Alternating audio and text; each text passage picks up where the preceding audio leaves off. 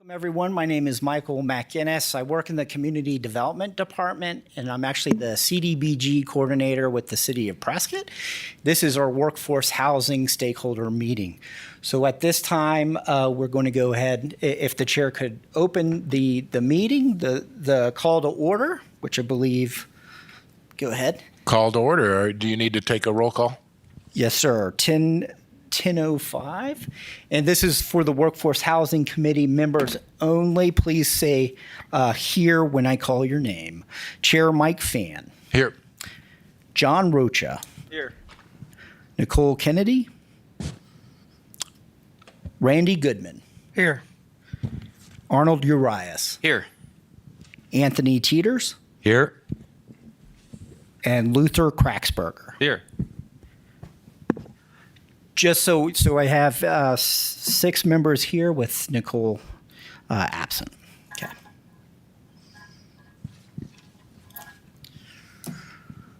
Next on the PowerPoint here, we have the agenda. It is, like our chair mentioned, it's going to be pretty open conversation dialogue. With that, I'm going to pass it over to our chair. One thing, if you do speak, please state your name and the organization that you're with. Make sure you're speaking to a microphone. This is being recorded, okay, and for the public. So with that, pass you to the chair. All right, thanks, Michael. Let's start with introductions for everybody. I think I know most people in here, but I'll bet you there's a lot that don't know who you're sitting across from or next to. So I'm Mike Phan. I'm chair of the Workforce Housing Commission. I'm also CEO of Phan Contracting, amongst other hats I wear, but those are the 2 main ones. Randy, go around. Yeah, hi, Randy Goodman. I'm retired from the fire department and a builder here in town, developer, and have a strong belief in what we're doing, and I hope we accomplish some great goals out of this. Every city needs this, and our city specifically needs it. So we're working hard with a lot of passion. Hi, everybody. John Rocha, Vice Chair of Workforce Housing Committee here with the city, owner and CEO of Southwest Homes. We're a modular home builder locally. Chelsea Walton, Community Development Director for the City of Prescott. So happy to see so many people here. Looking forward to the conversation. Good morning. My name is Stephanie Robinson. I am the Neighborhood Services Director for the town of Prescott Valley. Connie Cantelme, council member, mayor pro tem. Briefly, very interested in this. We've seen the results in our city. We all have with the price increases and everything. So very anxious to be a part of coming up with some sort of a resolution. So we'll have to see. Thank you. Good morning, everyone. I'm Sherry Heine, President and CEO of the Prescott Chamber, and also with the foundation. We are 1,100 business strong membership-wise, so we hear a lot about workforce housing in our neck of the woods here. And also the foundation manages the minor home repair program, which is where we offer up to $5,000 in grants for those that qualify, and we've done a lot of great work with that. Good morning, everybody. I'm Dallin Kimball. I'm the new city manager for the city of Prescott. Happy to be here and to meet all of you. Good morning. My name's Lee Barnes. I'm an assistant chief with Central Arizona Fire. Phil Good, Mayor of Prescott, and I'm have been monitoring this workforce housing committee since its inception, and clearly it's a challenging effort to try to find some incremental solutions here. We certainly need the ability to hire police and fire and teachers and the other essential providers, nurses, et cetera, in our community, and be able to provide an option for them to be able to live and work here and not have to deal with long commutes and other challenges. So hopefully we're going to be able to find a solution, and if it has to be incremental, maybe that's the way to start, and then we can expand from there. It's a complex problem. I know there's communities and even entire state legislature trying to find some solutions or options to be able to deal with the fact that even in the city of Prescott, we have a 18% higher cost of living, and that's a real challenge. So I'm looking forward to all the discussions and possible solutions we might be able to bring forward. Good morning, everybody. My name is Ryan Jones. I'm an economist and data analyst with the REDC, which is the Regional Economic Development Center at Yavapai College. It's good to be here, and I'll pass it along. Hi, my name is Shanna Collier. I'm from Yavapai College. I manage all of the rental facilities within the district and have also taken on the non-traditional student housing recently. Good morning, Jeremy Murdoch, Chief Operating Officer at YRMC. Glad to be here. Good morning, Penny Perella, Community Affairs with Dignity Hospital, YRMC. Good morning, John Brambilla. I'm the Deputy Chief of Police for the Prescott Police Department. Tom Knapp, Deputy Chief, Fire Department. Scott Ludeman, Division Chief, Prescott Fire Department. My name is Allie Goslin. I am the Public Affairs Manager at the Prescott Area Association of Realtors. Good morning, everybody. I'm Sandy Griffiths, Executive Director of the Contractors Association, and I touch lumber, legislation, labor, land, and all of those components that are part of our problem we're working with. Good morning, everybody. I'm Richard Hernandez. I'm currently serving at Yavapai College as the Executive Director for Government Relations. In my prior life, I was in the economic sector, and I'm here in support of my two young upcoming colleagues. John Heine, I'm the Community Outreach Director for the city, covering economic development and tourism and communications. George? I'm George Worley. I'm the Planning Manager for the City of Prescott, and I'm here in support of Michael. Okay, perfect. Well, thank you, everybody, very, very much. Thank you for taking some time. I know everybody's time is valuable, so the commitment of time here is most appreciated. I'll just start a little bit by some of the initial, I guess, first of all, the structure. We are a mayor's commission from the city of Prescott. The city identified this need actually some 20 years ago or more, identified this need, but we're actually doing something about it. So it's exciting times, and I'm really looking forward to some serious work getting done. We have discussed that for now, this is indeed a City of Prescott commission. In time, there's probably a good chance that it becomes much more than that. And this organization morphs into whether it's a 501c3, whether it's a trust fund, whether it is some nonprofit organization that covers the region. I would anticipate that was where we eventually go, but that's me looking into a crystal ball, and that will get you into nothing but trouble. But for now, the city is taking a leading role in this, and I think we are able to really get things done and get it started and moving forward in the right direction. Something that I learned when we started this is workforce housing isn't just trying to provide housing to our workforce and let me say something that we all know. This is not affordable housing. This is not housing for the homeless. This is housing for our workforce. We are specifically targeting police, fire, education, and healthcare. That will expand into other professions, but those are our targets at this point. So going back to when we started, I thought, we need to have this ability to build homes for people and workforce. And then the more we got into this, the more we realized there are lots of tools in the toolbox to use. Right off the bat, Northern Arizona Housing Authority Solutions. They have a program in Flagstaff and Sedona that is down payment assistance. So they found that the biggest hurdle for getting the workforce into the home is just the down payment of getting in that home and that person building equity for them and their family. Low cost interest, low rate interest loans. We've looked at ADUs, accessory dwelling units, and how that could help with the workforce housing problems. Then, of course, low rent areas, below market rentals.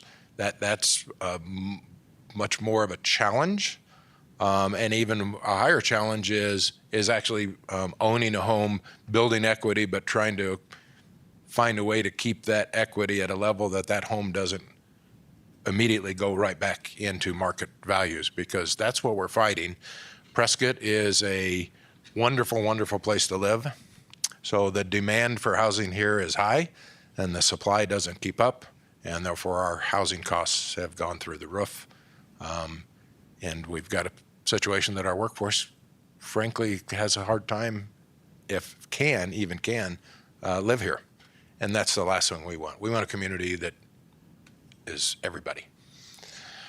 So the reason for this meeting is to, number one, talk about what the needs are, what the possible solutions are, and I'm going to be talking to you about funding needs too, because I think it needs a full-time position, and I don't think the city alone should be footing the bill for that.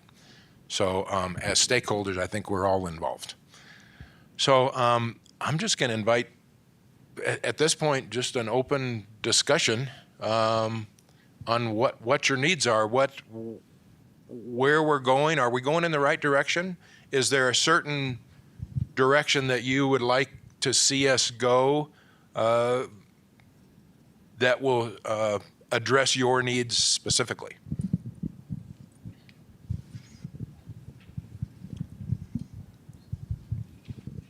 Tell them something.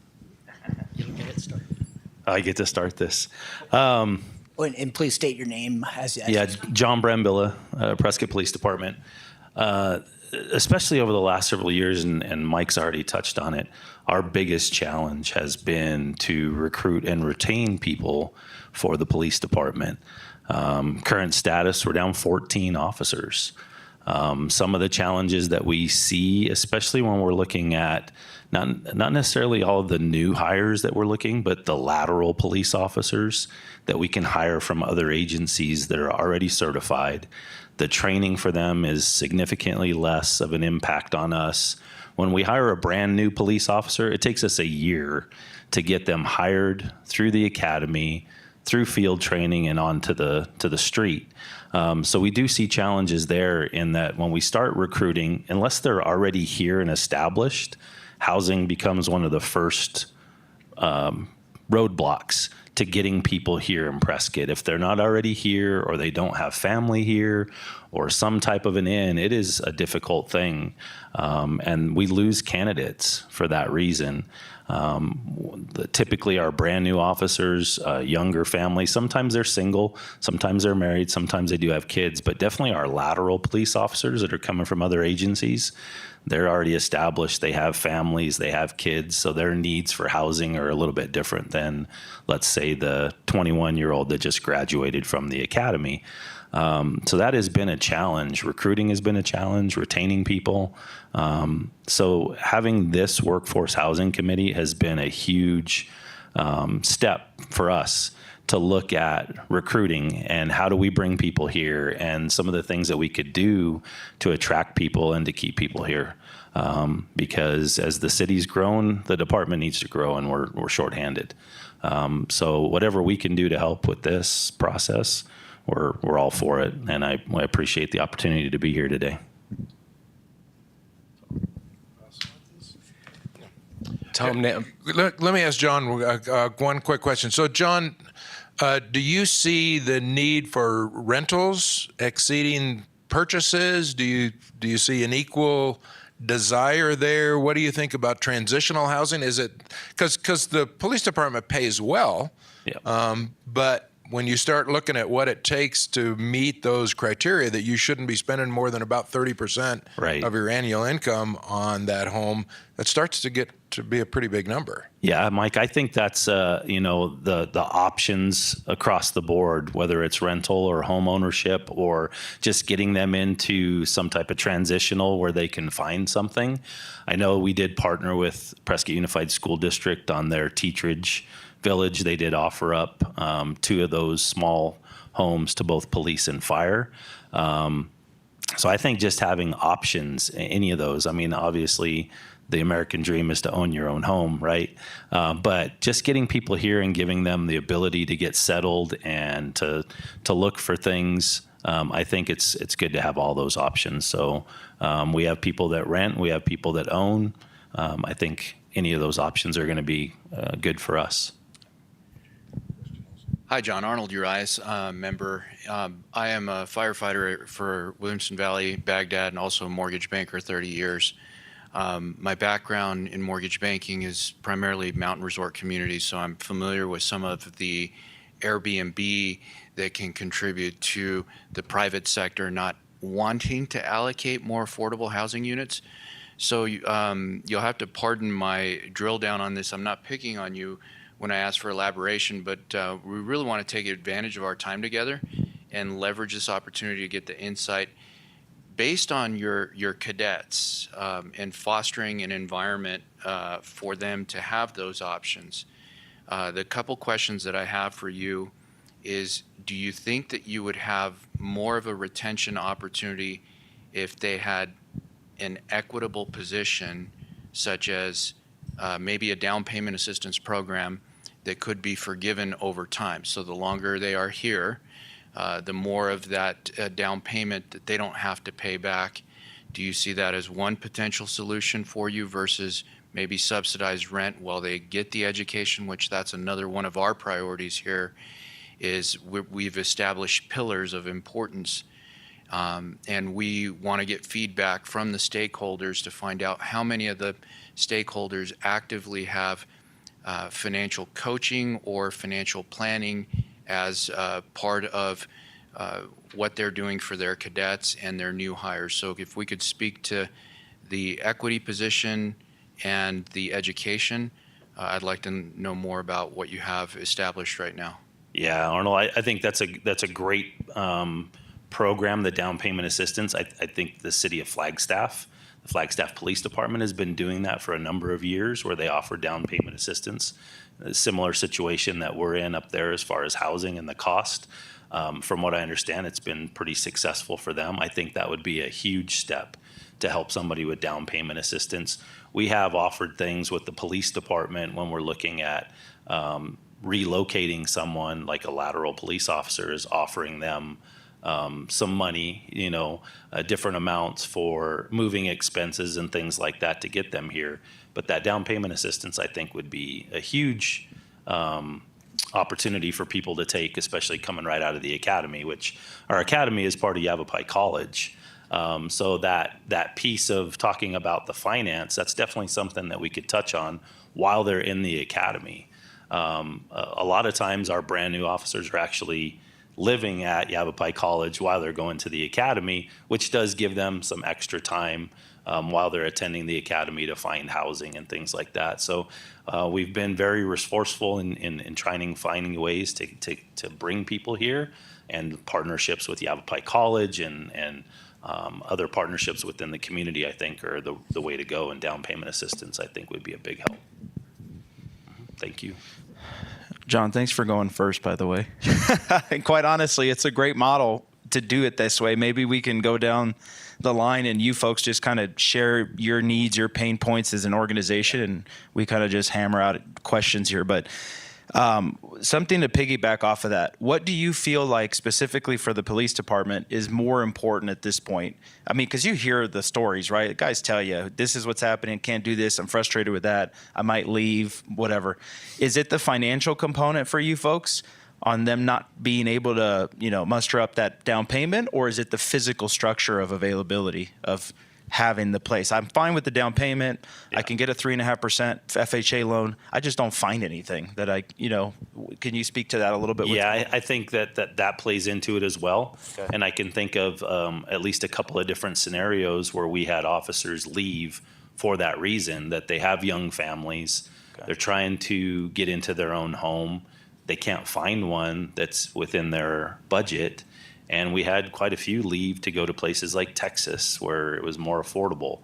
Now, luckily, we got one of those back. But that's what we hear is that even just recently talking to one of our new officers that lateraled from a local agency to our agency, he was looking to leave. And when I talked to him, that was probably the biggest determining factor was housing for his family. He wants to have a house for his family so he can raise his kids here. And so he sees things like this, and we actually talked about the workforce housing, and that gives them hope, right? It gives them hope that it's not just a PD problem. It's not just a City of Prescott problem. It's why we're all in this room trying to solve it together. But I think it's probably a little bit of both, that the availability, it's tough. Trying to find a house right now in Prescott or Prescott Valley or Chino Valley. Things have definitely changed over the last several years where we could push people towards different areas where we knew there was housing that was affordable for them. Sure. And that's been a struggle for us. Gotcha. As just a quick follow-up, do you feel like is the police department in any position or can share the possibility of contributing so let me expound on this first. We're going to be talking about this. So we're going to be asking organizations today, at least I am, whether you're capable of implementing some sort of employee internal type of program, right? So, hey, internally, we would love to set aside this much money and help in a down payment assistance or some sort of employee housing program, maybe for healthcare, right? For dignity, just entertain that idea or whatever. And the only reason why we say that is because, it's very difficult to control housing to stay attainable, right? If you just go get a builder or developer, find the piece of property, build the homes, build the apartments or whatever, well, what's going to happen? Well, because of the shortage of availability in housing, the prices shoot up, right? And that's our problem. That's been our problem for 20 years here. So it seems, and this is me personally, this is not the collectively as a committee, it's me speaking to you folks, is it's very hard legally to try to build something and then say, you can't come in here.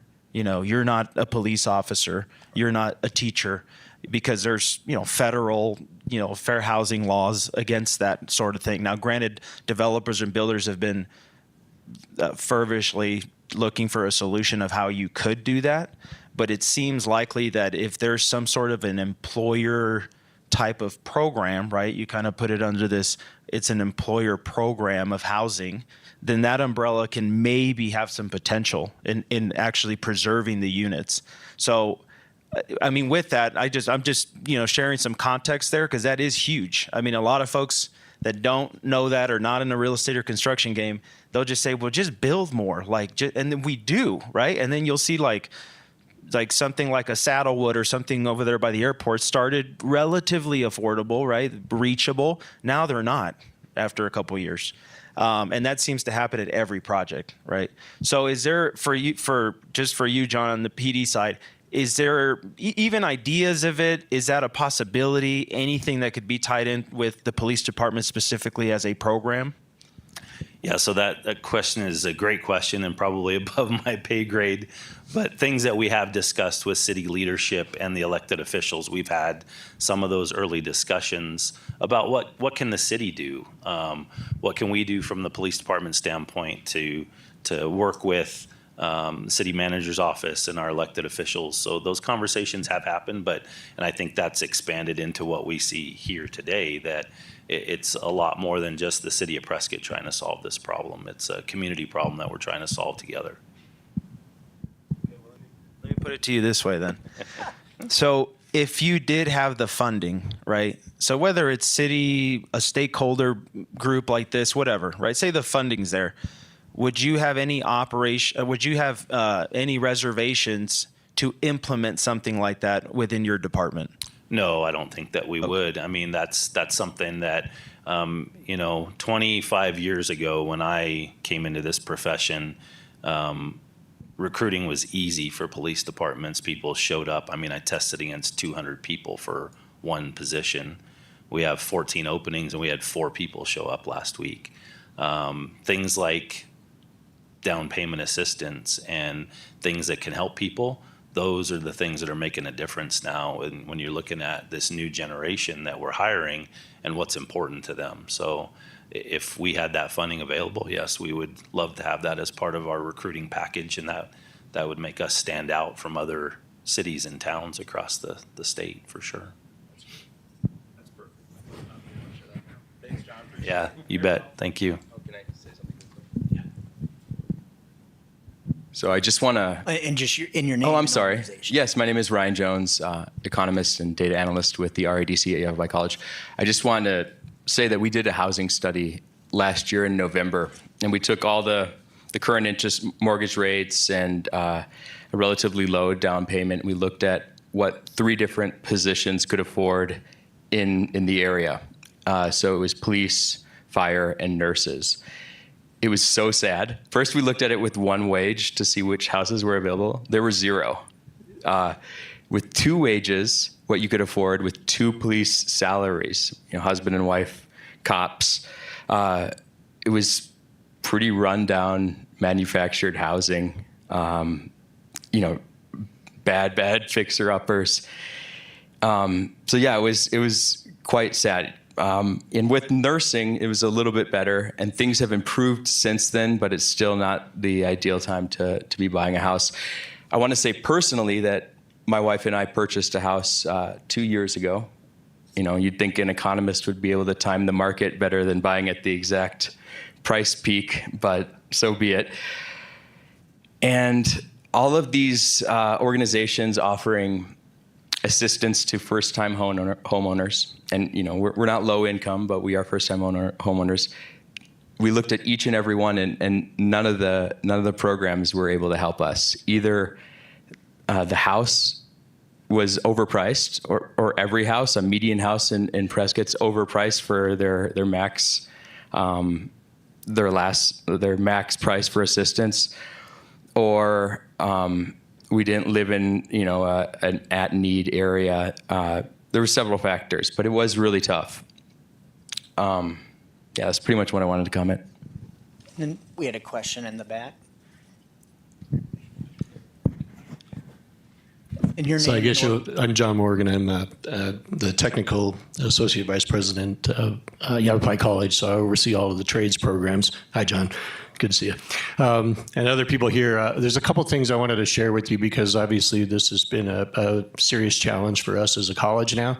We've had to take a lot of actions, but I was in a meeting 2 weeks ago, and one of the things that was a little bit staggering is if you move to this area now and get a job, so you don't live here, you're not established, but if you move to the area now, a family of 4, you need $136,000 in salaries, and that's Yavapai County. That's not just Prescott proper or any of these other areas. So there's wage issues associated with that locally to get there because you figure you would need that for probably 2 people working to even be able to position yourselves in the current housing market. But I wanted to share with you something else that we looked at here in the last year, and it's called the Cal State model. So this is for more of your public workers, okay, public servants. So like they said, nurses, teachers, police, fire, all of this. You're already seeing Prescott, you're already seeing Chino Valley, they're building teacher housing. We've now gone down that road with the college as well, and student housing, which I'll get to in a second. But the Cal State model is a unique model. So the one thing that we have in school districts is, for the most part, we have land, and we're not subjected to zoning. We still have to build by code, but we're under a different set of state rules. So the Cal State model capitalizes on that. So what they do out there, and Cal State is a massive system with universities all throughout the state of California. They got into the same boat. Nobody could afford housing, couldn't get employees. So they started building public service housing on their properties, on their campuses. And you have a choice. You can rent or buy there if you're in public service. If you buy and you ever want to sell, you must sell to someone in public service. They consider them the safest communities in California because law enforcement is there and fire is there and teachers are there and everything. So, but it's a very unique model that our CFO has talked about kind of extensively, because most of the time schools do have property. And again, one of the biggest challenges, and I've been in these meetings for 20 years like the rest of you, is when you need zoning that's effective for affordable housing, then you know you're going to get 4 or 5 people that are going to scream and they're going to consider it a slum, which it isn't. So we've stopped using the word affordable housing because that conjures up a slum in people's minds. We say attainable housing now because that's really what our problem is. So I think on one end, if we had the right groups at the table, then those conversations could go a little more centric around at least the public service sector. But there are other challenges because every one of my advisory boards from the trades and industry here is saying the same thing, that now they're having a shortfall of employees. They can't get employees. So we're no longer at the point where we're headed towards the cliff. We've gone off the cliff now. Case in point, I've lost 4 of my HVAC instructors in the last 24 months. So could not find a house. So they came, they couldn't even find an RV place on the West County. So they have to go to those RV places that are over at the casino by Camp Verde. And I don't know if you've paid attention to what you have to pay in those, but it's $1,800, $2,000 a month for an RV spot. And then the other thing we found was the average rent for a 1-bedroom now is $1,900. And so the other thing that's impacting our students is our dorms are only so big. So they can't go out in the community and rent something affordably now. And not only that, a lot of the housing that is available, they want a 740 FICO score. So what 18 to 20-year-old is going to have that? And so it's a ripple effect. We're building our own for students now. We're building tiny homes. We're building 30 of them on our Chino Valley Center right now because our dorms are full. I think the plan is with our academy, I think some of those are going to get into the Pines area that we just bought.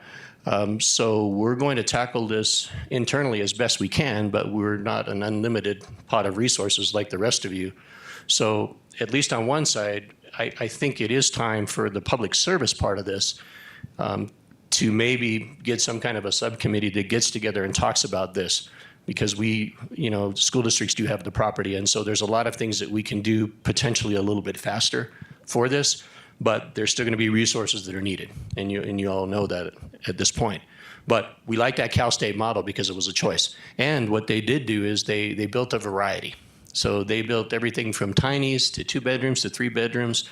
And again, you can either rent or you can buy under that premise that you must sell to someone in public service when you leave. So that's a pretty clever idea, but they said it turned the whole system around for them statewide when they did that. So just a thought. Hello again. Excuse me for looking at my computer, but if you look at one of the documents, what? Can you, just sorry. real My quick, your name's name. Allie. I work for the Prescott Area Association of Realtors. I'm their public affairs manager, but I dabble in other areas. So if you look at this paper with this graph, that is our most recent data. I just got the updated data this morning. And to kind of elaborate on what Ryan said, the median sales price for the month of May in Prescott was $589,500. So as we just said, or as Ryan said, that some of the discrepancy between having the housing be attainable and not is also the salary. The prices can't necessarily be changed, especially when you have people moving here from out of state, California, where they have higher incomes, higher property values. They're able to get more bang for their buck here. So that negatively kind of affects the area. I'm from Maine. I can't say that I'm from here either. But when you're looking at that, sales are also down year over year by about 20%. There's no growth in new listings year over year, and there's more higher value property on the market. So there is inventory. It's just not attainable for the people that are living in this area at their price points. Prescott Valley, Chino, Dewey, it's an issue there as well. It's not happening in a vacuum just in Prescott, but their median sales prices are lower significantly. In Prescott Valley, it's $442,000 in comparison to $589,000 in Prescott, and their prices, at least year over year, are starting to decrease. So I think it's something that you have to maybe look at the cities around you as well. I know Prescott is a desirable area to live, but why is this issue happening more prevalently in Prescott than it is Prescott Valley? And I think working, interdepartmentally with those other cities is going to help to solve that problem a little bit. And then if you're just looking at year to date this year, sales prices are up. Total sales are up a little bit, and there's more listings coming on the market, but the median sales price year to date is $610,000 in Prescott. As a young person who would love to live here, I certainly cannot afford to do so. So yeah, it's something that's a problem for these young people, and programs, if the police department, fire department, hospitals are willing to do something that will help with the buying down, cost assistance or anything like that, or it's also something that you can look at through the salary perspective as well. So I just wanted to share an update on that information in comparison to what you guys have now. If you have any other data questions for me, I have some data in front of me too. Hey, Jeremy Murdoch from Dignity Health, YRMC. I just wanted to comment on a couple things that have been talked about already. I think there's still a need for local market solutions that have that balance of tools that you've already talked about. It's a mixture of building more of a mix of products that are affordable for all different phases of life. That's the same problem that John mentioned. We have the same thing. We can't attract laterals that are experienced folks from down the valley or elsewhere. Mostly because of the housing challenges here.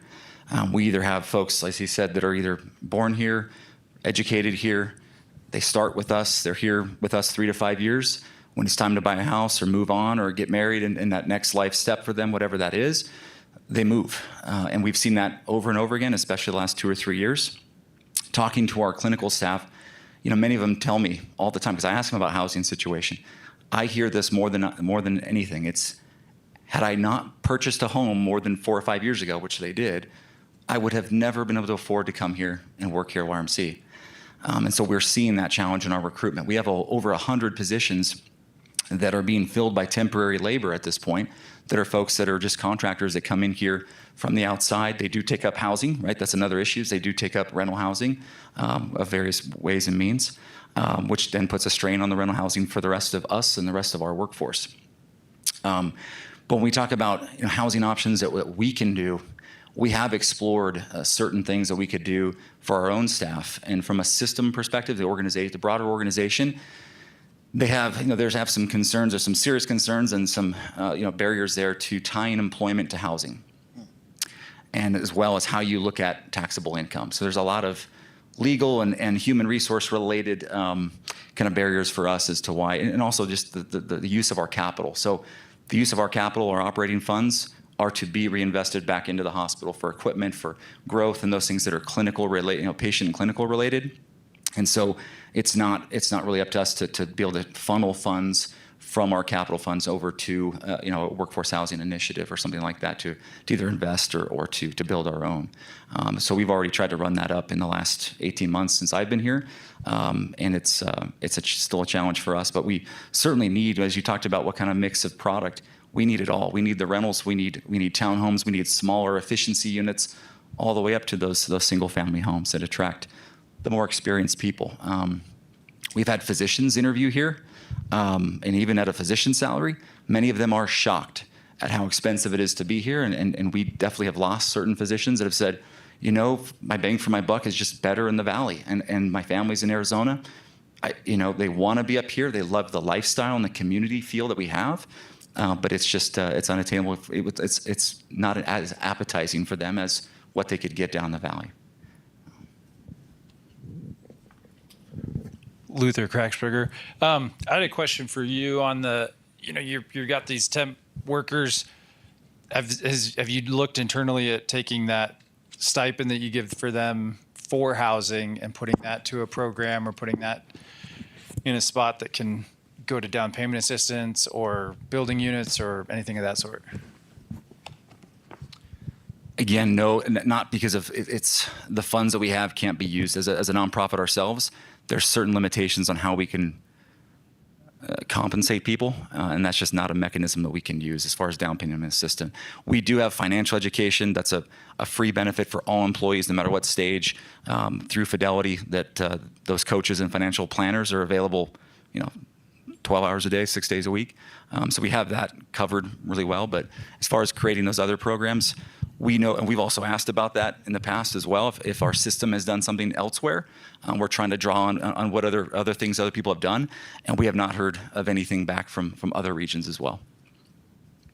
Mike, can I offer some encouraging news to everybody for a minute? One of the things that we get to see, and by the way, it's Connie can tell me, City Council.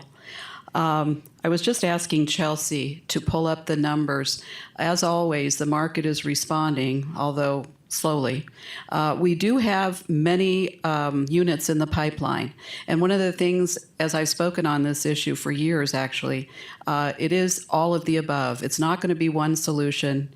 It's going to be all of the above. And we have to look at every way of attacking this. But soon, right now in the pipeline, in our ComDev department, Chelsea was just telling me, we have about 3,500 apartment units in the pipeline and roughly 1,270 single-family homes. And one of the things I noticed there was a trend in what's in the pipeline right now is we have a lot of one single-wall attached townhome or patio home type facilities that are coming up for families. Because, again, the real problem with the families, if you've got one or two kids, you usually can't move into an apartment, even though studies have shown that the multifamily is a way to serve an immediate need. They don't want to stay there for very long. It is a transitional type thing. Prescott's a particularly difficult community, and I know Sun City is kind of dealing with this over the years. We have a very heavy retirement community, and the competition is the numbers are right about the same as the beginning entry-level workforce housing employee. So you're fighting with this heavy retirement community here that loves these little townhouses and apartments because generally they've scaled down and they want to get into them. So the market-driven competition between our workforce and retirement is probably always going to exist. John touched on something that we've all had to deal with because of the fair housing requirements. We can't own an apartment complex and restrict it. It's against the law. So how do we provide a few units? We can legally do that. If you privately own it, you can do pretty much what you want. But as a municipality, we're forbidden from doing a lot of things like that. So, and it's always about the money. I mean, let's not fool ourselves. It's about the money given from the organizations that need the workforce, but it's also about the money from the builders, the ones that are providing the product. They're not going to do it for free. And when you have a given component, which are the building materials, we're stuck. So then you have to go back to the builders and say, are you willing to do this for a 50% reduction in your profit margin? Most of them are going to say no. And so it's a very complicated conversation to have, but I did want to give you a little bit of good news about what's out there. The market is responding. So probably in the next 1.5 to 2 years, we're going to have a lot more product, if you will. Again, we need it all. And I've told all these young workforce people that are coming here, you've got to walk before you run. I had to live in an apartment too. You will too. But that is the carrot that we dangle. You want to be able to move up. So we've got to incentivize that for them to be able to stay here. Thank you. I just want you, first of all, thank you for coming today, you guys. We've been identifying this problem over the last year. We're pretty clear on what our needs are. And I want you to understand the city's got skin in the game here. We're working on or looking at some city-owned properties that we could partner with private sector and do some development. Later on through that process, we could recapture the value of the land. And that might be something, if we can come up with a model that we would like you to look at. I know you say you can't do that at the hospital, but if we can come up with a model that works of a combination of, say, you and private sector development and we can control those rents over, say, a 10-year period, that's something that we really are anxiously working on, and we'd like to show it to you when we get it ready. And I think we'll have it ready, 3-4 months, maybe, something like that. Well, you're my partner in crime here. So anyhow, we'll get that out to you when we can, but that was something we'd really like you to look at. And then for me personally, I want to address dignity. I had the misfortune of 4 weeks ago of spending some extended time in your cardiac care unit. And I want to thank you for the care that I received. It was amazing. The doctor saved my life. But I also want to share with you that all but one of my nurses that cared for me during my stay was a traveler. And I asked them all the same thing. They knew this committee I was on. And then, yeah, the number one thing they said was housing. They love it here. They want to stay here. They like the working conditions, hospital, everything, but housing. So you have a vested interest in solving this as much as we do.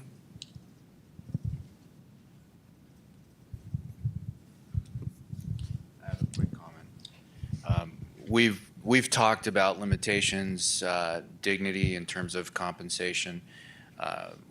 This idea I'd like to put out to all the department heads as a homework piece, because I think we need to continue to have meetings like this so that we can track our progress.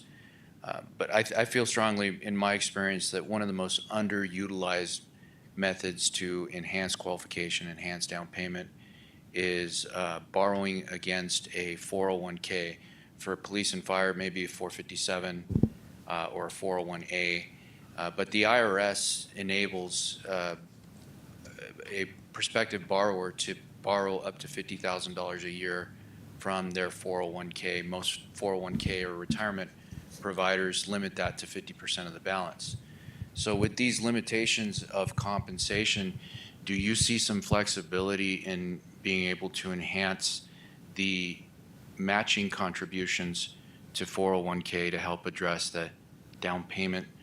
Because the other magic component to this is that from an underwriting perspective in mortgage lending guidelines, if the borrower borrows from their 401k and pays interest to themselves, we exclude that from their debt ratio liability, so it enhances their qualifications. So you're getting a 2-for-1 there. You're addressing the debt ratio issue with the escalated price point, higher interest rate environment, but you're also addressing the need for the down payment assistance as well. So do you see that as an area where you could have some creative flexibility? I'll speak for one major employer here. I can't comment on that. HR decisions as far as 401k matching. Obviously, we do a 403b program as a nonprofit. I couldn't talk about as far as flexibility in that program. Likely not, to be honest. It's a pretty standard program. It's nationwide at all 146 hospitals within the system. One thing I neglected to mention is we do a sign-on bonus and we do a relocation package as well for any that's a new employee, that's a lateral kind of more of a transfer, experienced clinician, physician, nurse, lab tech. I mean, anyone moving here, we do offer that as part of our recruitment package. So whether we call it down payment assistance or not, it is compensation upon sign-on that they are committed to, and they also get a relocation to help with those moving expenses as well. It's very generous. Sorry, Jeremy, put you on the spot here a little bit. I'm here. So not in a bad way, just in a good way, because it's great dialogue. Out of the relocation bonus, right, that you give your folks, I mean, I would venture to say that it might not be enough, right, to be maybe it's like, hey, a security deposit on a rental. It might be, something that would help. I'm not saying it's not helping, but do you think the hospital would ever entertain taking those funds to a greater cause of making housing more possible for those folks? Not a Band-Aid, if you will, not more like, here's a relocation bonus, good luck, but maybe as a hospital going, well, that's not being as helpful as if maybe investing this in, seeing housing actually be attainable and whatever efforts happen here. Is that a possibility? I mean, likely not, just to be competitive, to be very frank, to be competitive for the staff that are out there that are experienced, or those that are coming out of training. We have to be competitive for compensation. That includes an expectation for a sign-on for relocation to cover those costs. And those are significant to us as well, but it's certainly part of their overall compensation. And to maintain competitiveness, we could not kind of curtail even a little bit what we do there to kind of shift the funds somewhere else, at least right now. Yeah, I hear you. So when they're apples to apples on somewhere else, that's essentially, let's call it the industry standard, that they're looking at a relocation package or bonus or something. Okay. Absolutely. Can you share, earlier you mentioned some hurdles internally about the hospital having some challenges with being able to, say, fund something, right? Fund a program, an initiative, a project or whatnot. Can you share? I mean, that's just good. Not obviously, you don't have to get into the weeds too much in your own organization, but that would help us a little bit. You mentioned a couple things. What were some of those things? The key factor that came back is we asked the question and kind of went up the chain and within human resources, our legal team, and what they came back with was the barrier for one is tying employment to housing. That is not something they want to get in the middle of, where you provide housing for someone at a subsidized rate. If that person at will employment, they choose to voluntarily leave or they leave involuntarily, what happens to that subsidy? And the headache of that relationship now is not something I think they wanted to get into as far as at scale, right? Because we're talking, this could be 80 or 100 employees at a time, right? That could be shifting and things could be moving. That's not something they really wanted to get in the middle of managing. Okay, got it. Thank you for, Yeah, and I would say that's not really where we would focus as far as you having to, that's what we're here for. I think we're jumping ahead. So let me back up just a little bit. Connie, to your comment, we heard a presentation on the Cal State program right here at one of the city conference rooms. And it's a very interesting program, and they have found a way to legally provide housing to a certain, I'm not going to say demographic, but a certain workforce, and have successfully found ways to do that. So I think fair housing laws are meant for certain targeted communities. Yeah, that was forming. I think that's actually a trust. They set up a trust. Right. So the avenue is pretty clearly defined on how you can do that. Right. As a private investor or right. developer, there is an avenue to be able to do that. As far as the municipality being able to do it, that's the question. It's questionable whether or not, right. in the long term, any municipality would take that on. They would facilitate it, as we talked about. Right. So to that point, speaking for myself as one member of this commission, my goal would be indeed to set up a trust and have that trust serve the needs of the community. And it wouldn't be the city of Prescott. It wouldn't be Dignity Health. It wouldn't be Prescott Unified School District. It wouldn't be Yavapai College. But we would all, it wouldn't, and frankly, it wouldn't be fan contracting. But we would all contribute to that to serve the needs of the community and to serve the needs of our organizations. So jumping ahead to, because that was one of the questions here, I have already asked the city to fund a full-time position, but I also believe it's not, the city should not be doing that by themselves. We as a community should be helping with that also. So I will tell you, I've stepped ahead and say, I'm willing to put my money where my mouth is. Can you, speaking on behalf of Dignity, and maybe you can't, just like John can't speak for the city of Prescott, you may not be able to speak, but do you feel there is significant hurdles that just can't happen? Or do you think it, and here's, let me take it one step further. My thinking is if you want a seat at the table, then you help pay for initially this position. And in time, it may be some real money to start a trust that builds homes, builds rental units, builds homes to purchase, and it's set up to where it serves the specific need. Speaking for myself, I'm not going to put any significant donations to something unless I know it's not going to end up in somebody else's pocket. I want to be protected to serve the goal that I'm wanting. So do you feel that there's an opportunity for that? So obviously we support a lot of local nonprofit 501c3 organizations that are related to our mission, or related to specific acute issues or concerns of ours, right, that affect our workforce, that affect our community, our patients. So that sort of mechanism, if it's a 501c3, is a completely different conversation. That's something that we do on an annual basis. We review sponsorship applications, 501c3 applications. And so we certainly have support for that mechanism. But when we talk about a city position, I honestly don't know. We'd have to inquire. It's because it's a different way of what we would be funding or what we'd be donating to. We'd have to figure out what that looks like and if we are able to. And so and Yavapai College and others in this room know, the city has set up a separate budget account specifically for workforce housing. So if money goes into that account, that can only be spent for that. So I at this point feel comfortable donating because I know that money's going to be spent for a specific purpose. Mike, can I ask just a question for the rest of us, and then Sherry wanted to make a comment. This might be a question for the economist. Connie can tell me, by the way, City Council. So if you make a donation, you're a 501, you make another donation to a 501, how much of that can you write off on your taxes?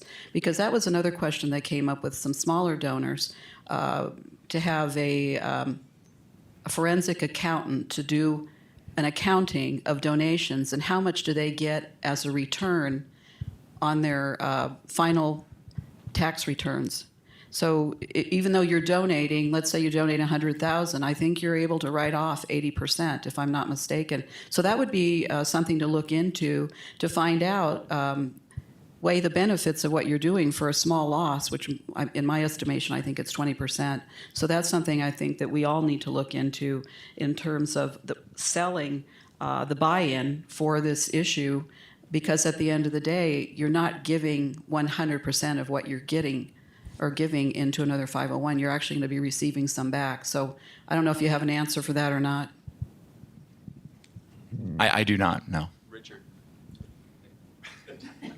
Well, I think as public organizations, you're a nonprofit yourself. So the rules are different from them than me. I will tell you, if I'm donating to the city of Prescott or a 501c3, I'm writing it off. All of it. Yeah.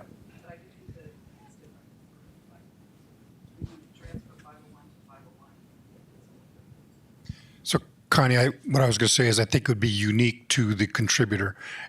Every donation is unique to that tax structure for that corporation or that entity. So to give you a generalized answer would probably be a wrong thing to do. Sherry Heine with the Prescott Chamber Foundation. And to your point, the Prescott Chamber Foundation could be a tool. I know I've been working with Michael. We've been exploring models that could assist with this. And because we already have a success with the minor home repair program and how that's been working, we certainly could step up to assist in that role. Thank you. I just want to backtrack and address the chiefs that are sitting here in the room, and I think there's one there. I mentioned earlier the city-owned property, and we're looking at ways to try to develop that. One of our goals would be that you could use that as a recruiting tool for that 21-year-old firefighter or officer. I think that'd be helpful. Is it? I seen Ed's nodding, but do you have a comment on that? Yeah, I think it would be very, Scott Ludeman, Prescott Fire Department, sorry. It would be very beneficial. He pretty much answered everything right off the bat, but along with him in the last 3 to 4 years, we've seen a significant increase in folks either pulling their applications or in our case, our last recruitment, we had one of the members drop out a week before the academy started because they couldn't find housing up here. And with the housing, like he said, we've got anywhere from single people coming in to those with families. And the last one had a family of 5, and he couldn't find any housing up here. So having not only housing that we could access to get them through for, say, a year or 2 years, much like the teacher housing at Taylor Hicks. Those were offered to him, but with a family of 5, they were a little on the smaller side for him to take advantage of it. So anything would help our members, and it would be a good recruiting tool.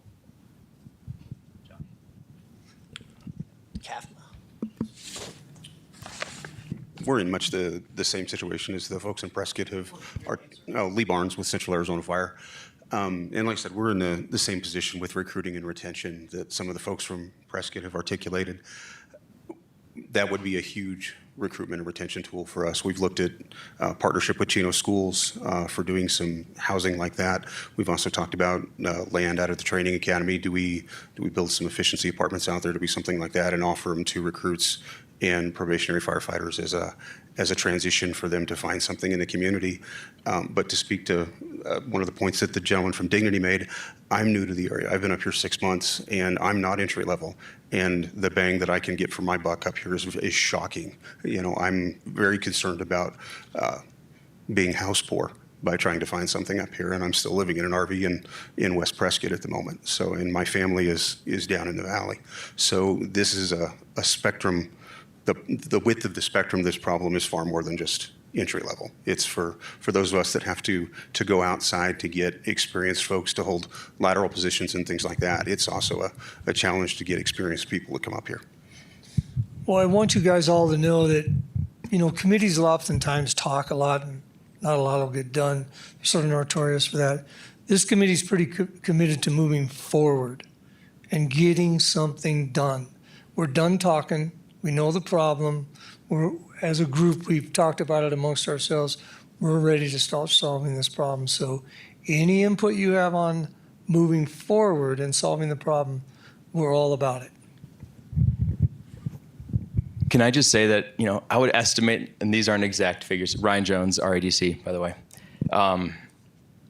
We have a rough estimate, maybe 40,000 people in the county living in RVs, trailer homes, or their cars, all of which don't have to comply with building codes and, you know, the kind of exempt from a lot of the rules that we have.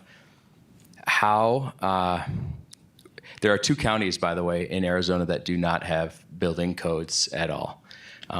How willing do you think the city and the county would be willing to consider reducing or doing a bare bones approach to building codes, and also on another front, zoning, changing some of those? I know Austin did a pretty radical rezoning, and I do not want anything like that, but there's something that could be done, I'm sure. So thanks for the question, Ryan. Chelsea Walton, Community Development Director for Prescott. The committee has done a great job at looking at codes. So to just say we're not going to do any codes at all is not really an option. The state for Arizona does have a minimum standard. I know the State Fire Marshal Office has a minimum standard of codes. They're on the 2012 still, I think. But as far as life safety codes and diminishing those for workforce housing, I don't see that as an option to take away those life safety codes. However, what the committee has discussed is offering incentive programs that either fast track, you know, time is money in the development world, we all get that, fast tracking through policies, through various, you know, hoops that you have to jump through to get a permit. When a project is identified as a workforce housing project, being a partner with them, stepping into a position where, you know, we are doing our part in assisting to get the project through. We have a lot of moving pieces in the city of Prescott, and oftentimes people can be discouraged, developers can be discouraged by the time or just the unique processes that they have to go through here. And that is one thing that the committee is has really looked at. Let's take a deep dive into our codes, into things that may be presenting a hurdle, whether we can trim down the time or trim down the process. You know, it's a very fine line that you have to walk when it comes to life safety, as well as zoning. But those are things that I think we're open to researching and look at. I know that the committee, as it relates to some zoning codes, early on, Mike, you mentioned the ADUs, and right now in the Prescott City Code for zoning, we don't allow the long-term rental of accessory dwelling unit. Now, that code's been in effect for decades, and recently the state preempted us with short-term rentals. So now we're in this awkward position of having to allow short-term rentals of ADUs, but with our code conflicting and saying, well, you can't allow them for long-term rentals. So we're looking at codes like that and saying, that's a problem. We need to fix that. That's a kind of a low-hanging fruit, something that we can do. So I know that's a very long answer to your question, but Connie. You know, let me add to that. And I know what you're talking about in Austin. I have a niece that lives in Austin, and she sent me that article. So I did take a little deep dive into that. I'm a builder, by the way. Connie can tell me, city council. So I owned a construction company and operated it for 40 years. And I've really taken a deep dive into what is affordable. So let me tell you something about that program in Austin. The backlash on that. Do you know what an ISO rating is? So they're having a very difficult problem now getting insurance. None of those projects, because they didn't meet the building codes, now will qualify for any type of an insurance on the structure. So they have to kind of back it up. And in backing it up now, you can imagine when you're retrofitting something that they've already built in a very diminished manner, and they now try to retroactively go back and build those homes or outfit them with the proper insulation value, in the walls. I mean, there's only so many ways in building a home from ground up that you can save the money. The exterior, the structure itself, is an amount, but when you get inside into the finishes, it can equal the amount of the outside structure. So in my deep dive in building homes for so many years, the only way you're going to actually make it affordable, and I'm going to use this as an example because I think it can relate to everybody. Let's just talk about your kitchen cabinets. You can get cheap cabinets from China all day long, really cheap, or you can go buy the real high-end custom ones. Granite, for example. An attainable housing will not have granite. It's going to have Formica. The flooring won't have solid hardwood. It's going to have vinyl. I mean, those are the ways. That is the only way in building, if you build to code, that you're going to save money or on the interior finishes. Everything else is what it is. Yeah. We have to do those things. And we not only are mandated, I told people often in the construction business, I'm part builder, but I'm also part lawyer, because you have to be able to comply with the most, probably other than nuclear power plants, the most heavily regulated industry in the country is building. And we have to go by, this guy over here, our fire marshal, is shaking his head. It is because of life and safety. So we are mandated as builders to be able to satisfy all of those building codes. Setbacks and things like that are different. But what they did in Austin, in order to trim down the cost, they ended up, in the long run, it's like pay me now or pay me later. Now they're going to have an issue with retrofitting. Yeah. Yeah, I'm not advocating for Austin. Yeah, I'm not advocating for zero business codes here. Yeah. Or zero building codes. Are there ways, in your opinion, that you think we could change some of the codes to make things more affordable? I think what you're referring to is building codes, but you may be referring to something different and not know it. Zoning and setbacks, lot coverages. There's things that, again, in the community development department that we are bound by.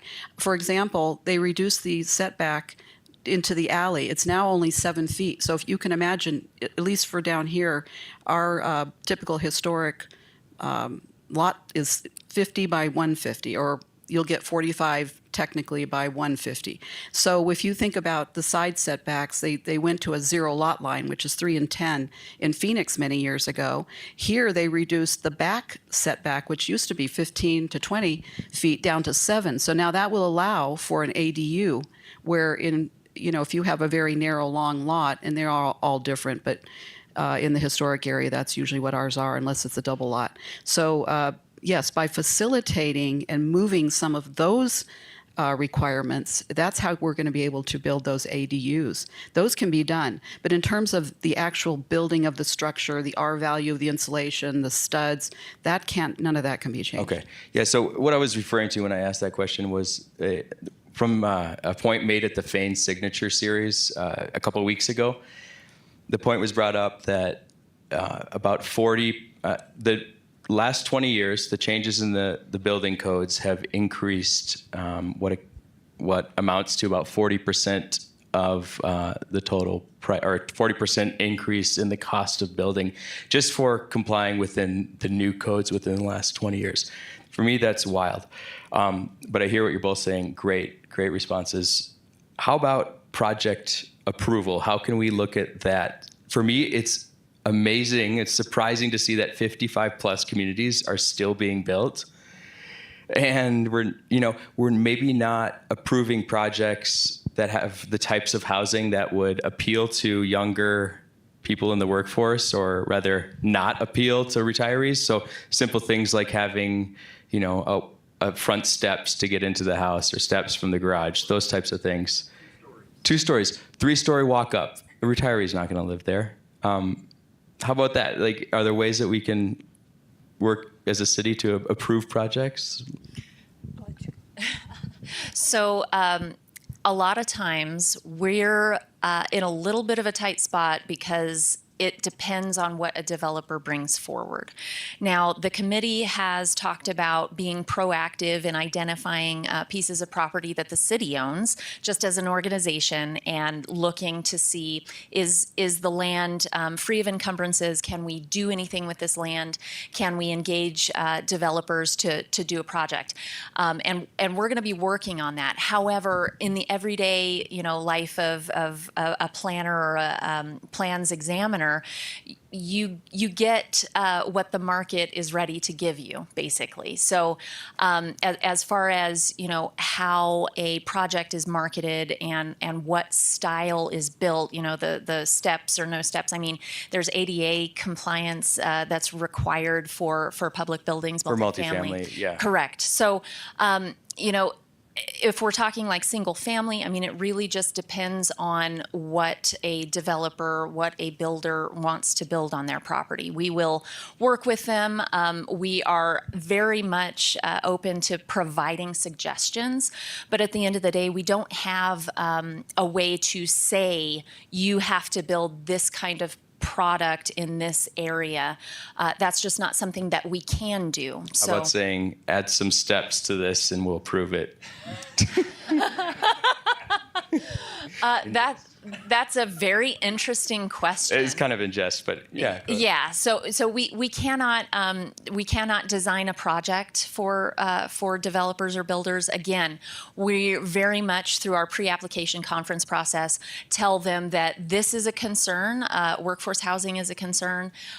We would encourage you to consider, like, for instance, I remember having a conversation with a hotel that's coming in saying, hey guys, first conversation out of the box is, have you thought about where your people who are going to be staffing this hotel are going to live?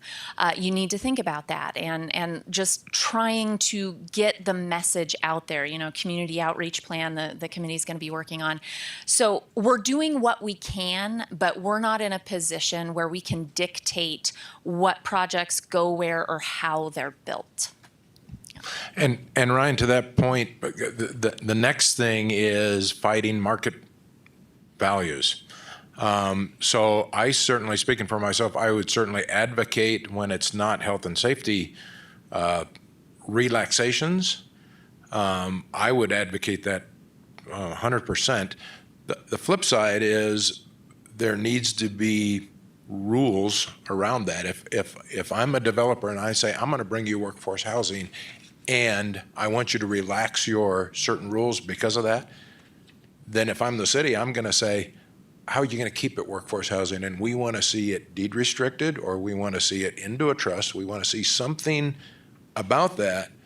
So again, that it just doesn't end up in somebody's pocket, and all of a sudden we've done a lot of work and donated, maybe just relaxing rules, which in and of itself is a donation, if you will, only to see it not achieve the goals that we're searching for. So again, I'm gonna strongly advocate for a program manager, because this is somebody that's working full-time, can work on all of those details that can start making things truly happen. Hey, Ryan, can I also say, too, that what I would advise all of you to do that have this need is contact, that list of what's in the pipeline is available on our city website. Grab that list, contact those builders, and see if you can get an advanced warning on when their product is going to be done. And maybe they can reserve the option of 5 or 10 units for you to be first on the site, because once it hits the market, all bets are off. But if that's something small that you could do, we'll give you the list if we have need it. to. But We have the list. okay. And building on that, and from what John Morgan said, this is again Ryan Jones at Yavapai College, RADC. We have a big issue with students not being able to get housing. They call about an apartment and they're denied. No students. We don't allow students. This is a very common thing, even with straight-laced, military-looking students from Embry-Riddle. They have the same problem. It's sad. John? Yeah, I'll stand up since I'm in the back. I'm remembering back about 10 years ago, they had a similar committee like this. I believe your sister was on it, Mike, if I remember right. And somebody had brought up the Denver model. And I don't know if anybody in this room remembers that. And so I'm trying to get to the crux of the laws on this, because what Denver did between 08 and 10, when the economy collapsed and construction went downward, they continued to rocket up in growth in Denver for years. And my understanding from that meeting, and I don't remember who shared this story, was that what Denver City Council did was say, okay, Mr. or Miss Developer, we don't care how you build these, but you have to build this many at this price point, and this many at this price point, and this many at this price point. And they did put that into play, which is at least what we were told during this meeting. And when the rest of the country got stagnant during that time frame, Denver rocketed up and became one of the lead high-tech areas, while everybody else was struggling with these housing issues. So again, I don't know the laws well enough, but I do remember that it was a pretty vivid conversation we had where they were talking about that Denver model. I just don't know what the laws would do on that.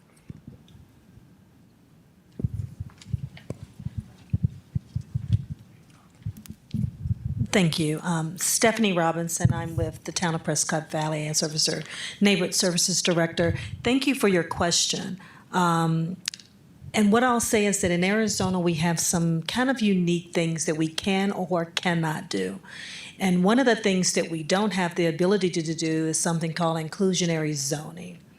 When I lived in North Carolina, just at that 2008, 2010 timeframe, we did a very comprehensive housing study and housing task force, and had a really good objective in terms of making sure that we had enough affordable housing by 2030, and identified exactly what that number was.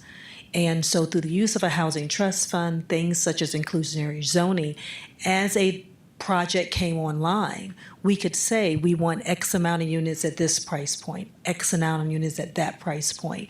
And over time, by being able to keep it in that period of affordability for a long period of time, 20, 30 years, and having the option to expand that time frame as well, they were able to tackle what they knew was going to be a problem in terms of housing long term. And as the city has continued to grow, they still have that same philosophy. We don't necessarily have the ability to do that here in Arizona.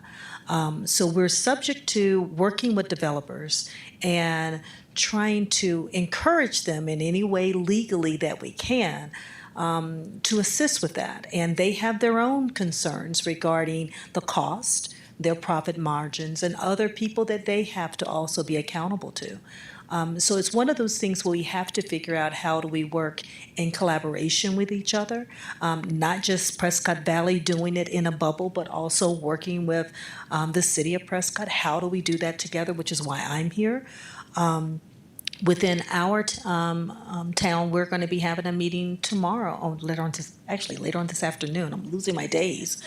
where we're going to be talking about our overall attainable housing initiative. And that includes everything from looking currently at our zoning ordinance, much like you're doing here. We're looking at things like infill housing. We're trying to figure out, do we need to make some adjustments to the overall process that it takes for a developer to get from the initial pre-plan stage to the fruition of the actual build. What does that look like for us? How can we assist in that matter?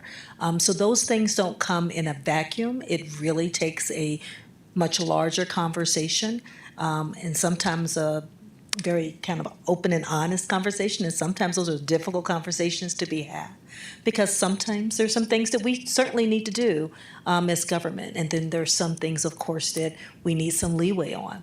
I wanted to circle around about the building code itself, and I've been in this game, I guess, for more than 30 years, and I don't know how many people can go back to Florida when they had an entire apartment complex collapse on itself. And that has happened in more than one state. And there is an importance to having a health and safety code, a building code that makes sure that when you close your door at night, that you're okay. If there's a fire, that you can escape. Those things we cannot compromise on. But we can certainly compromise on things like the zoning code, and, can we find a way to add an ADU? Can we figure out how to find that missing middle in terms of housing? There was a time in the 50s and 60s where you had the house above the garage, or you had some type of mixed use where you had retail at the bottom and housing above it. Those are things that we're hoping to eventually be able to bring more of that back. And finding a good balance and a good location for that is what you do through your zoning ordinance. I don't necessarily think someone in Stone Ridge, for instance, wants a mixed-use development right next door. So that's the importance of having your zoning ordinance. But we are looking at those things because we cannot continue to do things the way we have always done them and expect to get a different result. Thank you, Stephanie. That's great insight, and I think it's wonderful that we're working together on these issues. Sherry Heine with the Prescott Chamber. I just want to ask if everybody's aware of what Yavapai County is doing.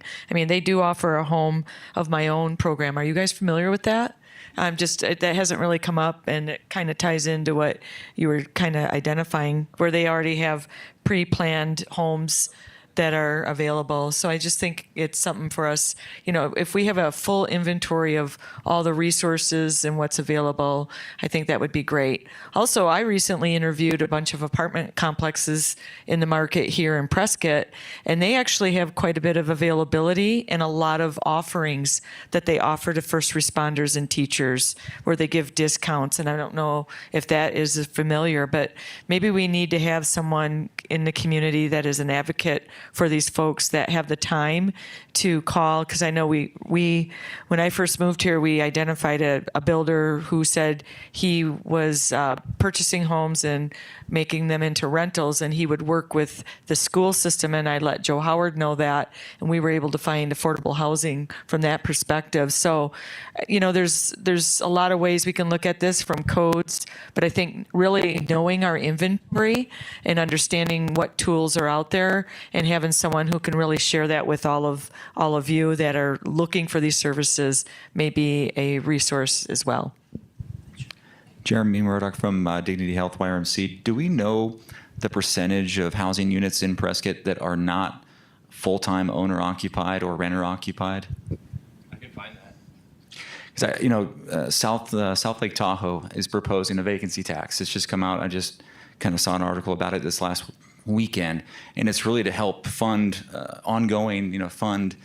workforce housing initiatives and expand public services and support public services in South Lake Tahoe. Now, their problem is probably far greater than ours, because it said something like almost 50% of their housing units are not full-time occupied by either renters or owners. But just wondering if that's something we've considered or evaluated as a city. So we looked at the rates of short-term rentals in the community, and if I recall correctly, in Prescott it was about 4%. And I know this isn't exactly what you were asking, but it kind of ties to it. Versus Sedona, which was 35-40% when we checked last. So I can get those figures for you, and I actually owe you some other data too. So. Yeah, and it's definitely something that we'll look into. I think the point of this meeting is let's lay all of our cards out on the table. And I think the point has been made. There's not one fix. There's not one solution. It's going to be a collection. It might be looking like a patchwork quilt when we're done, but at least we'll have a finished product. And I think with the remainder of our time, I would love to hear everybody's interest and kind of answering some of these questions as it relates to how do we move this forward? How can we and the Workforce Housing Committee and all of the great partners that we have here from organizations, what's the next steps and how can we get the message out? Because there's solutions already on the table that we could take steps on, the financial programs. Mike mentioned the Northern Arizona Housing Solutions had a template program, I think it was called CHAP or CAP, with the city of Flagstaff for the down payment assistance. And these are things that organizations can go ahead and start working on internally. And then, as far as forming we talked about community land trust organization to really take the next step. I know Randy would have his boots on and a shovel in the ground if he could right now. But, getting set up for that. I'd love to hear next steps, thoughts. We've identified the issue. We know that there is a significant lack in affordable or workforce housing stock, the actual units that are available. So I'd like to talk about the future and what we can do together as a group and maintain the conversation and also have a little bit of an organized approach so that we're all in step together and can really speak with one voice in the community. We've got some projects coming up that it would be great to have, folks support if that's what they feel is appropriate, but projects that go through rezonings, projects that go through public meetings, it's important that if you feel it's a good contributor to workforce housing, it's important that meeting attendance is there, and you can speak to how it will help your organization to fill that need. So would love to hear some thoughts if anybody has that. John, come up here. Come sit with us. Sandy's sitting right next to me. I'm honored. So I just have a question. I want to go back, and it pertains to what you're saying, but back to Stephanie. I can't see from here. You said there were things that were precluding us from doing certain things. To me, if it's a law, then there's a clear-cut starting point. Because to get to what you talked about and what I was talking about is getting this housing mix, if you will, and kind of requiring it from developers. If it's a state law, then we could still be talking about this 10 years from now, and that law is still in our way. So, what's the low-hanging fruit to get there? And I think we've identified a number of barriers, but how do you do that? So we have lots of friends in legislatures. I think we have governor that probably would be listening to this right now, but the reality is maybe we have to attack it at a little bit more of a significant level. Otherwise, we're still going to be bound by these things that you told us that are barriers. And until we get the barriers out of our way, we could be talking about this, and our children could be talking about this.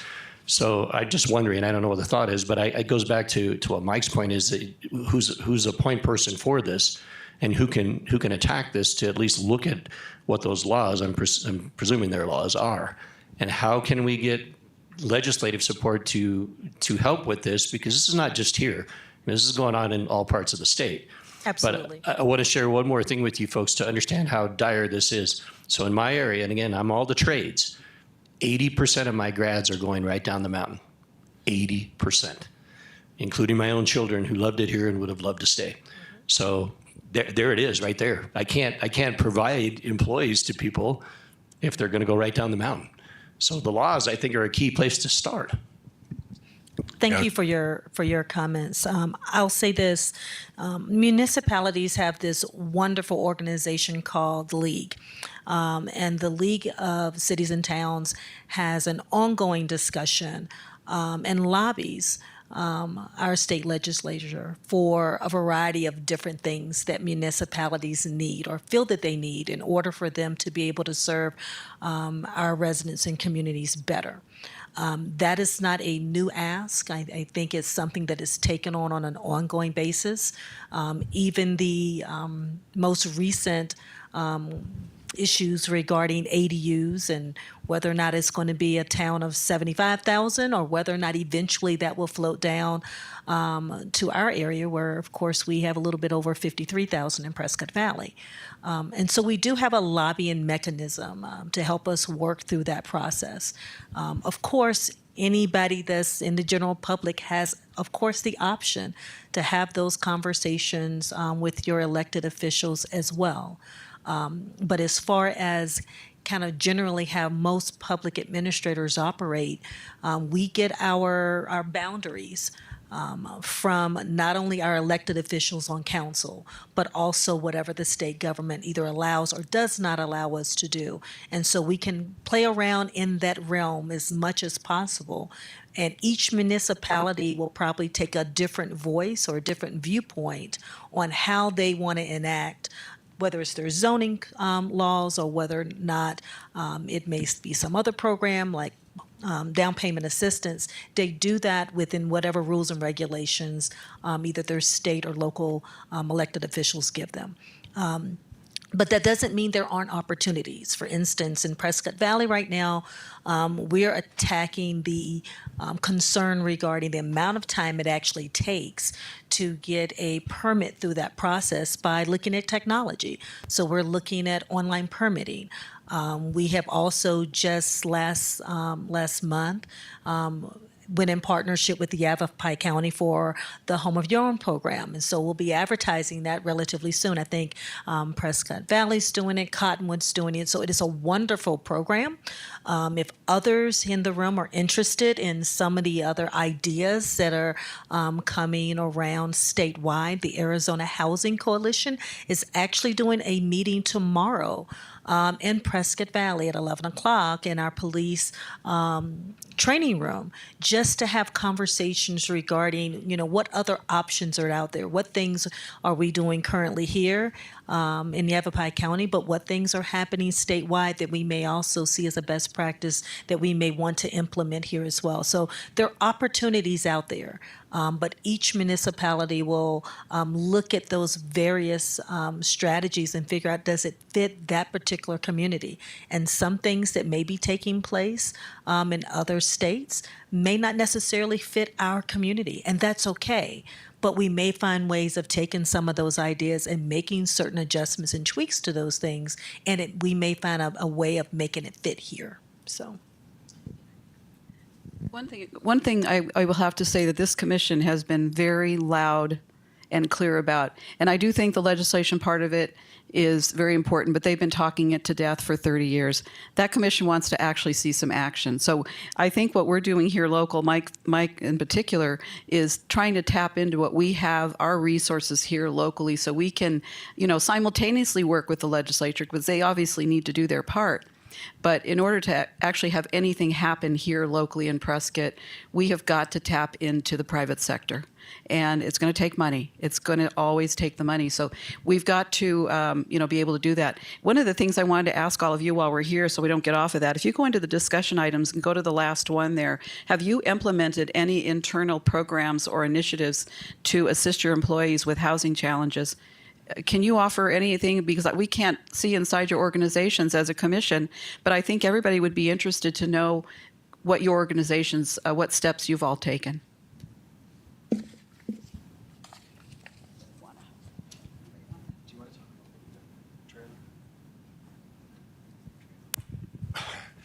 I said I was going to sit and listen and learn, but That's not allowed. So the college has been studying this thing for about 5 years now. That this has been an issue probably longer than that. But we've done extensive research. John's John's built mobile home park kind of situation on the east side. He must have printed a dozen concrete homes with our 3D printer and torn them down and reprinted them so that we could learn, that industry and lead in that industry. I got to say, even those of us who are not economists, anytime you infuse cash into an economic situation, you are going to create unintended consequences. Why do it for that person and not that person? That employer is going to give me help on a down payment. And how much down payment do you really need? If a medium price home is $500,000, you need a significant down payment in order to assist somebody to buy a home. So I don't believe personally, not speaking for the college, me personally, I don't believe an infusion of a cash assistance is a viable solution. It's going to create more problems for us than it solves. And those of us who are not economists understand one basic principle about economy, and it's supply and demand. We have to find a way to increase the available product, which will then drive the price lower. Again, speaking for myself, not the college. But Connie, to your question and what we're doing, the college is not stipending or injecting cash into a specific employee's opportunity. We have created transitional avenues. For example, just off the top of my head, we had this kind of storage room on the Prescott campus. It's probably half of the size of this circle here, and we stored furniture and stuff into it. And it didn't take much to put a restroom, a little kitchen sink in there and so forth. And we created this little, I'm going to say it's 600 to 800 square foot apartment that we will allow our employees transitioning here to stay in while they look or evaluate other opportunities. You could all do that on your own organizations. You could have a little apartment that allows your nurses to stay in while they look for other opportunities. That's just one way that the college is trying to deal with it, because we have the same problem. John lost 4 instructors. We'll get faculty, professors that come say, I love this place. I walked the trail by Lynx Lake and saw the eagles and came down and ate a fish. I just love this place, right? And then they try to buy a home and see ya. They just can't afford to stay here. So I don't know if I answered your question, Connie, but the college has looked at this thing till we're blue in the face, and infusion of cash on an individual basis has not been something that's rise to the top of our options. And Richard, Mike Van, and Richard, I agree with that when it comes to, and similar to what Jeremy said, the attacking it within the organization has a series of problems, and then you invite criticisms from others.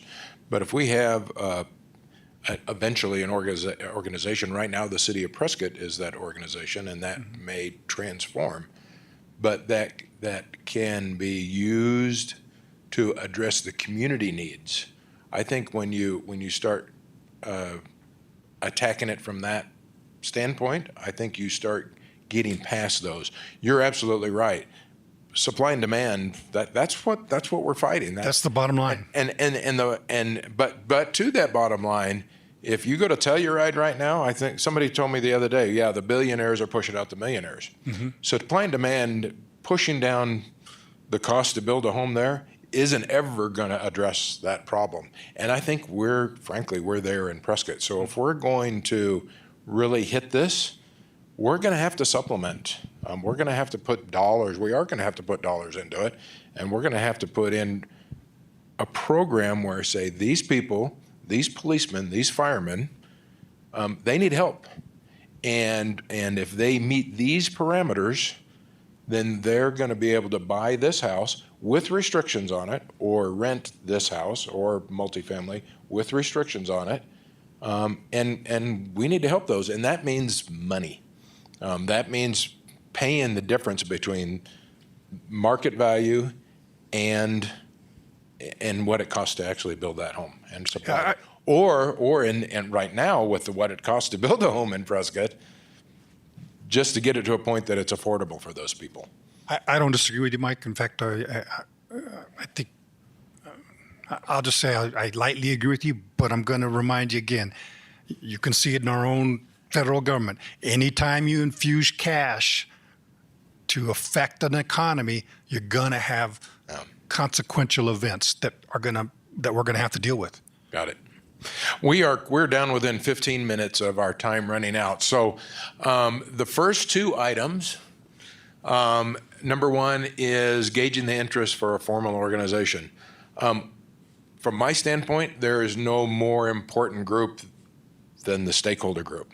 This is it. We serve the city, and we should be serving these stakeholders.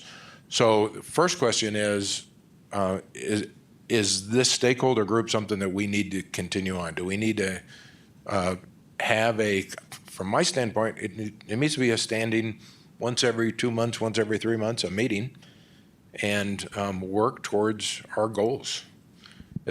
Do we have a consensus there, or is somebody said, no, we're wasting our time?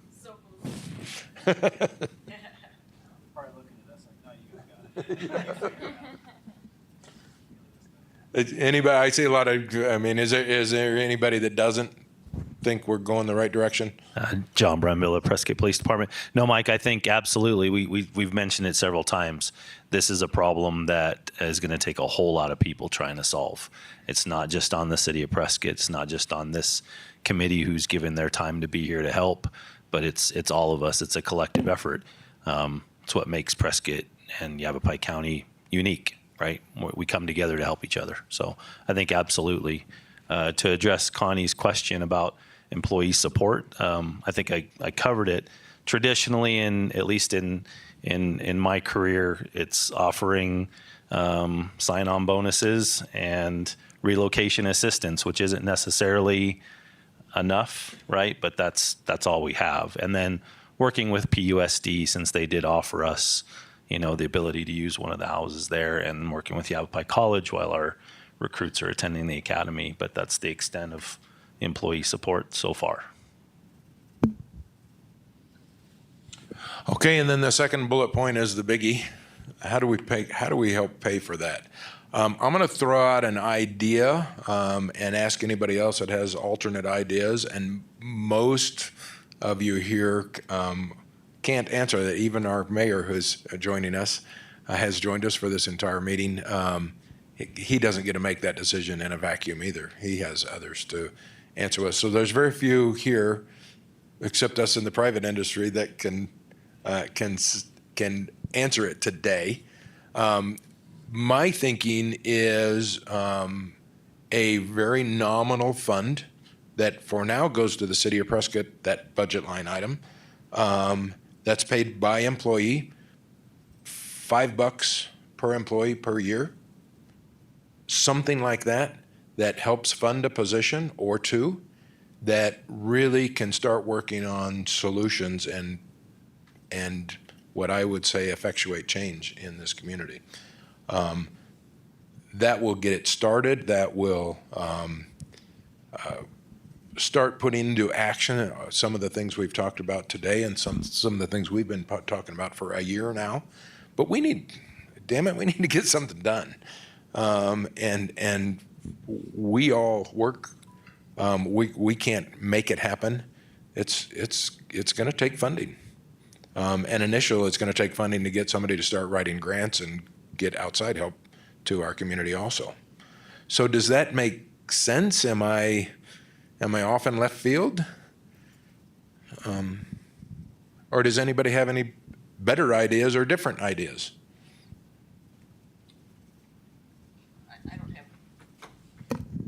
Sherry Heine, Prescott Chamber. Mike, that kind of sounds like the United Way kind of approach where you get folks involved in making those kind of donations. So I don't know if that could be a partner in some way. So. Yeah, I think that would take away from our mission. I think you're right. They pay by employee, but that's Right. just how I'm thinking to make it fair for those that wish to participate, and those people get first seat at the table. There's who's sitting in a stakeholder group saying, I'm part of the solution. I'm not just part of the problem. It's interesting. So we are almost out of time. I would ask that you take that back to your organizations, cities here, but the rest of you, and give that some thought on, number one, does it work? Can you do it? Will you do it? We need to, I'm disappointed that the school district is not here, but we will reach out to the school district. And bottom line is, we as major employers, we have an obligation to address the situation. So I think the major employers in the community should step up. It's my feeling. The other thing that's coming down the line, is we've talked about it a lot, is this is workforce housing, not affordable, not low income. So there's an education process that's going to have to take place.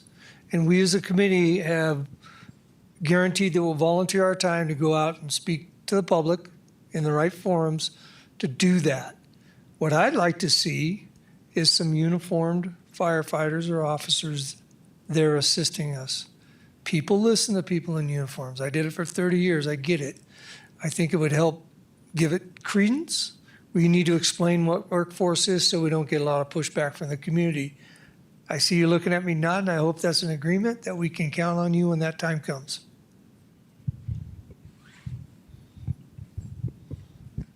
Just a question. Are we also reaching out to some of the major retailers here that are also major employers, Costco, Walmart, Target? Many of those companies are also very community minded as well. I think they'd want to be involved if they knew about it. I don't know if we're extending our reach to those folks as well. Absolutely. Absolutely. We started with our focus group, if you will, and that is police, fire, education, and healthcare. But absolutely, I mean, we need to expand to the entire community. I just wanted to thank the committee, all your work that you're doing. Thanks for putting this together. Appreciate everyone's work and getting this dialogue started. So thank you for all you're doing. Yeah, thanks, Jeremy. Closing comments? Anybody have anything to add for this meeting? Yeah, please, Mayor. Well, I think we've heard a number of possible incremental additions to solving this problem. Down payment assistance, being able to connect that to extended service in both police and fire department. I think an obvious number would be once they get to their vesting in their pension systems, if they can stay long enough to get vesting, then they have established some roots, and then being able to maybe offer some relief from their obligation as time goes on, being able to find some mechanism where we might be able to lower the interest rate on their mortgage. I mean, that's substantial. I was listening to some numbers between maybe the 3% area that it was, and now it's a little over 7% again. I mean, that can add $1,000 a month to your payment. That's a serious hurdle. But if we can keep it in that lower area, then that's another component that'll help. I think the home of your own concept is another one that can offer a lower entry level if you can find a way to have a home built. I mean, I know the county's doing it, Prescott Valley's doing it now. I think that we should be able to adopt that here in the city. We have these Airbnb and short-term rental conditions that have been imposed on us by the state legislature.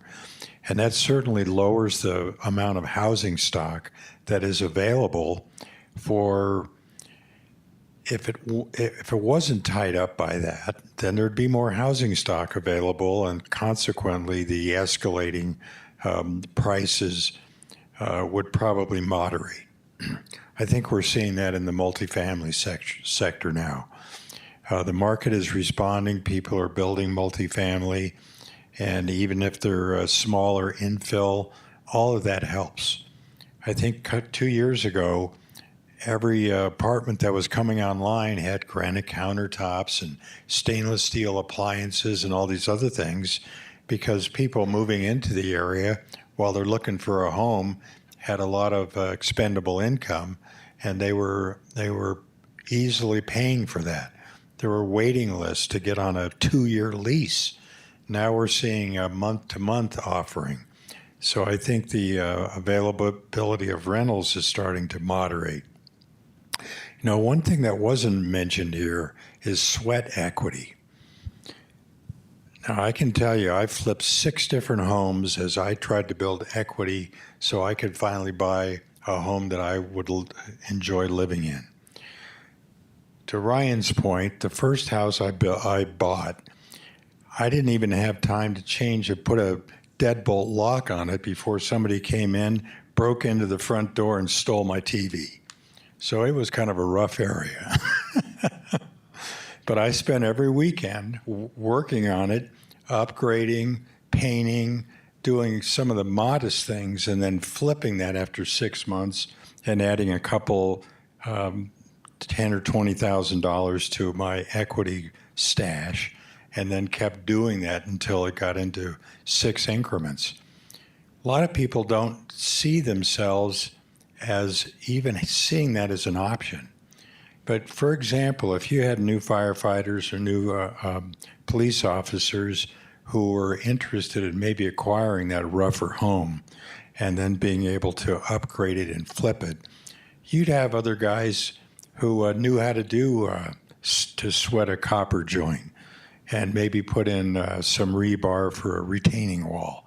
All those things could be done by yourself, and they build the equity so that you can incrementally get to a point where you can have a home that's large enough for a family of 3 or 4 or 5.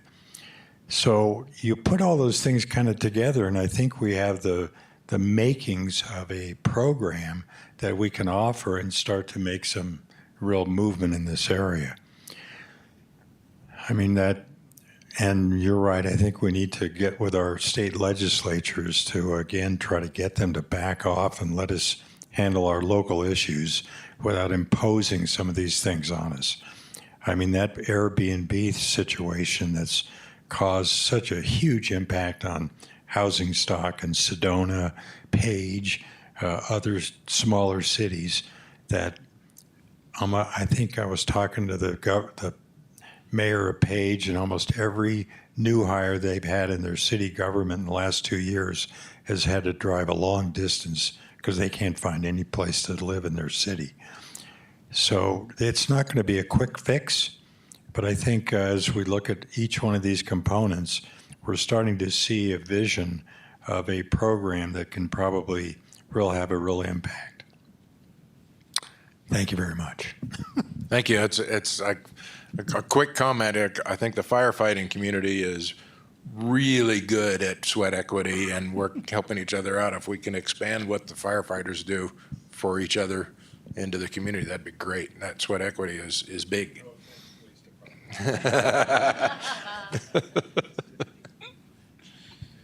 Okay, any closing comments by anyone else? I think we're done. We'll reach out and schedule another stakeholder meeting probably in 60 days, something like that, 60 or 90 days, something like that. And thank you for attending. This was a great exchange of ideas.